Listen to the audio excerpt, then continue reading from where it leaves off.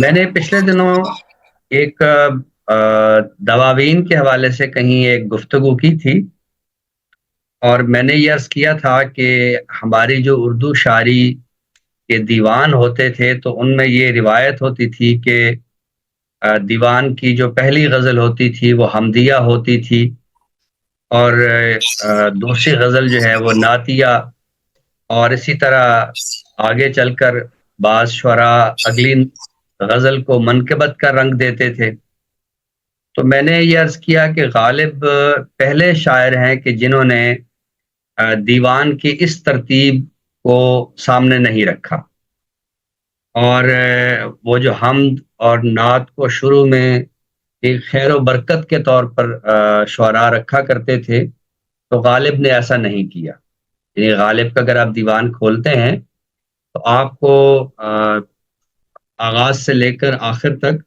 غزل ہی ملتی ہے، اور غزل کے اندر ہی وہ تمام تر مضامین کہ جو سماجی بھی ہیں، جو سیاسی بھی ہیں، جو معاشرتی بھی ہیں، جو نفسیاتی بھی ہیں، اور اسی طرح تحمیدی مضامین بھی ہیں۔ یہ میں نے تحمیدی مضامین کی جو ایک اصطلاح گزارش کی ہے، یہ اس لیے کی ہے کہ ہمارے ہاں کچھ عرصے سے کچھ عجیب و غریب قسم کے اصطلاحات مروج ہونے لگی ہیں۔ ان پر میں نے ایک الگ گفتگو کرنی ہے، یعنی تقدیسی ادب اور تقدیسی شاعری۔ تو وہ ایسا لگتا ہے کہ جیسے باقی ادب کو خدا نخواستہ غیر تقدیسی ہے، اور حمد و نعت جو ہے وہ تقدیسی ہیں۔ فارسی میں اس کے لیے تحمیدی ادب کی اصطلاح استعمال ہوتی ہے، جو بہت جامع ہے اور بہت خوبصورت ہے، تحمیدی شاعری اور تحمیدی ادب۔ تو ہم تو چونکہ کسی بھی اصطلاح کو کوائن کرنے میں بڑے ماہر ہوتے ہیں، بس اصطلاح بنا دی جاتی ہے، اور پھر چونکہ ہم ایک فرقہ پرست معاشرہ بھی ہیں تو وہ اصطلاح ہمارے فرقہ کا حصہ بن جاتی ہے، اور ہم پھر اس کے خلاف سننا پسند نہیں کرتے۔ تو غالب نے اپنی شاعری میں جتنے بھی مضامین تھے ان کو اس وقت کی جو مروج اصناف تھیں انہی کے اندر سمویا۔ یعنی پہلی جو غزل ہے، ویسے تو میرے ایک استاد نے مجھے اس پر تھوڑی سی میری گوشمالی بھی کی۔ اس نے کہا کہ یہ جو دیوان غالب کا پہلا شعر ہے یہ تو اچھا خاصا حمدیہ ہے، نقش فریادی ہے کس کی شوخی تحریر کا۔ اس میں ظاہر ہے کہ جس سے تخاطب ہے وہ خدا کی ذات باری تعالی ہے۔ یہ الگ بات کہ اس کے اندر تحمید کا وہ رنگ نہیں ہے جو ہمارے ہاں ایک مروج رنگ ہے۔ میرا ایک مضمون جس کتاب کا حوالہ دیا ہے، اردو نعت میں تعظیمی بیانیہ، اس میں حمد پہ میرا ایک مضمون ہے، اور اس کا عنوان ہے شکوہ اللہ سے خاکم بدہن ہے مجھ کو۔ اور میں نے اس میں یہ گزارش کی ہے کہ اگر کوئی شاعر اللہ کی ذات کریم سے کوئی شکوہ بھی کر رہا ہے تو اسے بھی حمد سمجھنا چاہیے۔ یعنی علامہ اقبال کی نظم جو شکوہ ہے تو یہ بھی حمد ہے۔ تو شکوہ شکایت تو ہوتا اس لیے ہے کہ ایک دوستی کا، ایک محبت کا رشتہ جو ہے وہ محسوس کیا جاتا ہے۔ تو میں سمجھتا ہوں کہ غالب کا یہ جو دیوان کا پہلا شعر ہے، اگر اس میں کوئی شکوے شکایت کا رنگ بھی ہے تو بھی اسے ہم تحمیدی ادب میں رکھیں گے۔ اب غالب کے ظاہر ہے کہ ایسے اشعار کل کے لیے کر آج نہ قصت شراب میں، یہ سوئے زن ہے ساقی کوثر کے باب میں۔ غالب کی جو نعت ہے وہ ہمارے لیے ایک مشعل راہ بھی ہے، کیونکہ جیسے میں نے ابھی عرض کیا کہ یہ جو حمد و نعت ہے، اور اب تو خیر سے منقبت کے مشاعرے بھی شروع ہو گئے ہیں، یہ خاص طرز احساس کے تحت شروع ہو گئے ہیں۔ یعنی میں سمجھتا ہوں کہ اللہ اور اس کے رسول کی ذات کی صفت کے بعد کسی کی صفت کی حاجت نہیں رہتی ہے۔ میں اس پر ایک مضمون بھی لکھ رہا ہوں کہ منقبت نویسی کے معاشرے پہ کس طرح جو ضرر رساں اثرات ہیں وہ مرتب ہو رہے ہیں، اور یہ منقبت نویسی کا سلسلہ جو ہے اب اس کو بند ہونا چاہیے۔ بعد از خدا بزرگ تو یہ قصہ مختصر، ایک بزرگ ذات جو ہے وہ خدا کی ہے، اور ایک بزرگ ذات جو ہے وہ رسول کریم کی ہے۔ اس کے بعد کے یہ جتنے بزرگی کے سلسلے ہیں، اگر یہ ان بزرگیوں میں ضم نہیں ہوتے ہیں، اگر یہ ساری عظمتیں اس عظمت میں ضم نہیں ہوتی ہیں، تو بہت معذرت کے ساتھ میں ان عظمتوں کو اس طرح تسلیم کرنے سے ظاہر ہے کہ میں تھوڑا سا گریزاں ہوں گا کہ میں بہت سارے سوالات جو ہے وہ اٹھاؤں. میری پچھلے دنوں کچھ فارسی جاننے والے دوست جو ایران سے ہیں ان سے میری بات چیت ہوئی اور میں نے ان سے گزارش کی کہ مجھے کچھ جدید فارسی نعت گوئی کے بارے میں آپ مجھے کچھ آگاہ کیجیے. تو انہوں نے مجھے یہی بتایا کہ جس طرح اردو میں نعت کا سلسلہ آگے بڑھا ہے تو جدید فارسی میں اس طرح کا جو سلسلہ ہے وہ نہیں ہے. اس سے بھی ہم محسوس کر سکتے ہیں کہ ہمارے ہاں جو تحمیدی ادب ہے اس کی جو بعض روایتیں ہیں وہ ہمارے سماج کی بعض ضرورتوں کے تحت ہوئی. جیسے میں نے ابھی عرض کیا کہ کچھ عرصہ سے یہ منقبت کے مشاعرے شروع ہوئے ہیں. تو اگر آپ منقبت کے ان مشاعروں میں شعراء جو شامل ہوتے ہیں اور جس نوعیت کے وہ طبقہ ایک موجود ہوتا ہے تو ہمیں واضح طور سے محسوس ہوتا ہے کہ یہ وہ طبقہ ہے کہ جنہوں نے 80 اور 90 کی دہائی میں اور پھر کچھ عرصہ آگے ایک جہادی بیانیہ اختیار کیا، لیکن وہ جہادی بیانیہ جب ناکام ہوا اور وہ رزم گاہ سے واپس آئے تو انہوں نے یہی سمجھا کہ یار وہ جو شاعری والا سلسلہ تھا تو ہمیں اسی میں پناہ لینی چاہیے. اب یہ ہے کہ انہوں نے شاعری میں پناہ لی ہے تو وہ اب ہر جو عظیم ہستی جس کو وہ محسوس کرتے ہیں اس کی وہ منقبت لکھتے ہیں، اس میں وہ سارے جو کیا کہتے ہیں محبتیں اور تعصبات ہیں وہ سارے کے سارے اس میں جو ہے وہ سما جاتے ہیں. غالب کی جو نعت نویسی ہے میں نے یہ دیکھا کہ جو غالب ہمیں اردو شاعری میں نظر آتے ہیں فارسی شاعری میں غالب اس سے بہت مختلف ہے. یعنی جتنے غالب اردو شاعری میں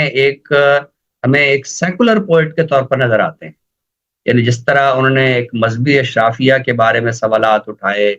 مذہبی اقدار کے بارے میں سوالات اٹھائے، مسلمات کی جو نفی کرتے ہیں اس میں خدا کی ذات بھی شامل ہے، اس میں انبیاء کے معجزے بھی شامل ہیں، ان میں انبیاء کی ہستیاں بھی ہیں، ان سے وابستہ بیانیے بھی ہیں. جس طرح وہ ایک سیکولر پوئٹ کے طور پر اردو میں ابھرتے ہیں ویسے وہ فارسی میں نہیں ابھرتے. فارسی میں ان کا جو طرز احساس ہے وہ بہت ہی مختلف ہے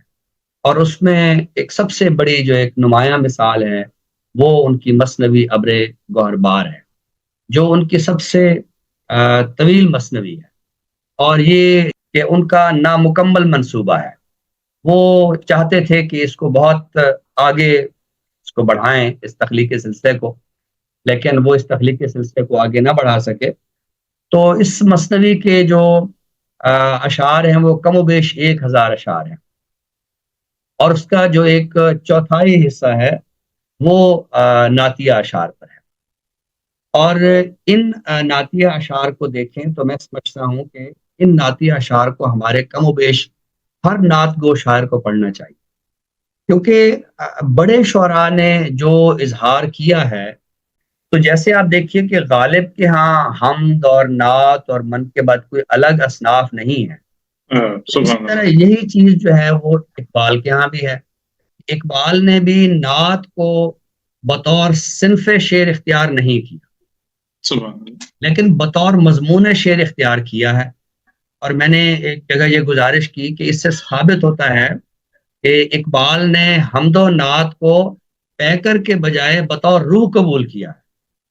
یعنی انہوں نے ان کی کوئی کسی نظم پہ حمد یا نعت لکھی ہوئی نہیں ہے، لیکن جب آپ ان کی شاعری کو مجموعی طور سے دیکھتے ہیں تو اس کے اندر جو بنیادی روح کار فرما ہوتی ہے وہ تحمیدی شاعری، وہ اللہ کریم کی ذات باری تعالیٰ کے صفات ہیں، وہ رسول کریم صلی اللہ علیہ وآلہ وسلم کی ذات و صفات کی نقشہ کشی ہے، ان کے حضور استغاثہ ہے، ان کے حضور دست دعا بلند ہے. تو بڑے شعراء جو ہوتے ہیں وہ ان مضامین کی طرف نہیں جاتے ہیں کہ جو ہماری ایک عام سماجی ضرورتوں کے تحت ہم کہتے ہیں. یعنی آپ ہماری جو نعت گوئی اس وقت اس کا ایک جو سمجھیے کہ ایک بحر ذخار میں نظر آتا ہے، ہر دوسرا شاعر جو ہے وہ نعت کو بھی ہے اور اب نعتوں کے مجموعے بھی منظر عام پہ آتے ہیں. لیکن بہت معذرت خواہ ہوں جب میں ان نعتیہ مجموعوں کو میں پڑھتا ہوں تو ان کے اندر بہت سارے ایسے مضامین ہوتے ہیں کہ جن کی میں سمجھتا ہوں کہ نعت جو متحمل بھی نہیں ہو سکتی. یہ ہمارا ایک بس ذاتی ایک طرز احساس ہوتا ہے ہم اپنے ذاتی دکھڑے رو رہے ہوتے ہیں، ہم اپنے جو ایک فرقے کے مسائل ہوتے ہیں، طبقے کے مسائل ہوتے ہیں، ان کے گریے کر رہے ہوتے ہیں۔ ہم اگر اپنی کیا کہتے ہیں نعت کو دیکھیں تو اس میں مشکل سے 4-5% ایسے اشعار نکلیں گے کہ جن میں رسول کریم کی صحیح معنوں میں تحمید کی گئی ہو، باقی وہ اشعار ہیں جو بس ہمارے ایک دکھڑے ہیں جو ہم رو رہے ہوتے ہیں۔ تو میں جو مثنوی ابر گوہر بار ہے، چونکہ یہاں نوجوان موجود ہیں، لیکن میں ان چند اشعار کے جو ترجمے اردو ترجمے ہیں وہ میں پیش کروں گا تاکہ نوجوان یہ دیکھ سکیں کہ غالب نے رسول کریم صلی اللہ علیہ وسلم کے ذات بابرکات کا جو ان کی جو صفات کی تصویر ہے وہ کیسے کھینچی ہے۔ مثلا وہ فرماتے ہیں کہ نبی کریم صلی اللہ علیہ وسلم کا جسم اقدس نور سے ڈھکا ہوا ایک سرچشمہ ہے، جیسے چاند کا عکس کسی چشمے میں محدود ہو۔ پیاسا انسان ان کے قطرے جام کا محتاج ہے، ان کی ذات سے ہر گھڑی معجزے ظہور ہوتے ہیں۔ آپ کا کلام بڑی آسانی سے دل میں اتر جاتا ہے، گویا نیچے اترنے میں وہ سانس پر سبقت لے جاتا ہے۔ اب دیکھیے کیا خوبصورت مضمون نکالا ہے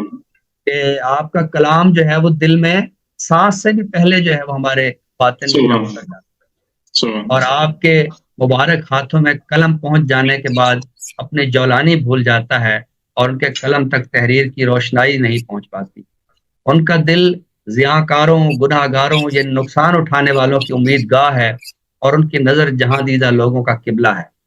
آپ کے قدموں کی برکت سے صحرا میں پھول کھل جاتے ہیں، اور آپ کی میٹھی گفتگو سے کافر میں مسلمان ہو جاتا ہے۔ آپ دنیا میں دین کی روشنی پھیلاتے ہیں اور آخرت میں گناہ گاروں کو جہنم سے بچاتے ہیں۔ تو میں اپنے نوجوان دوست جو اس وقت سن رہے ہیں، میں ان سے گزارش کروں گا کہ وہ فارسی میں جو غالب کا یہ کلام ہے، اور خصوصاً ہمارے جو نعت گو شعراء ہیں، انہیں غالب کے اس نعتیہ کلام کو بہت توجہ سے دیکھنا چاہیے،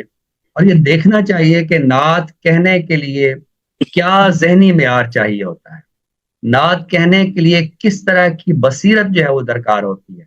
نعت کہنے کے لیے محض یہ نہیں ہے کہ آپ کے دل میں بس ایک درد اٹھا ہے اور آپ ایک دکھڑا رونا، وہ آپ کا دکھڑا تو ہو سکتا ہے لیکن وہ تحمید نبی جمیل صلی اللہ علیہ وسلم جو ہے وہ نہیں ہو سکتی ہے۔ آپ سب کی سماعتوں کا بہت بہت شکریہ۔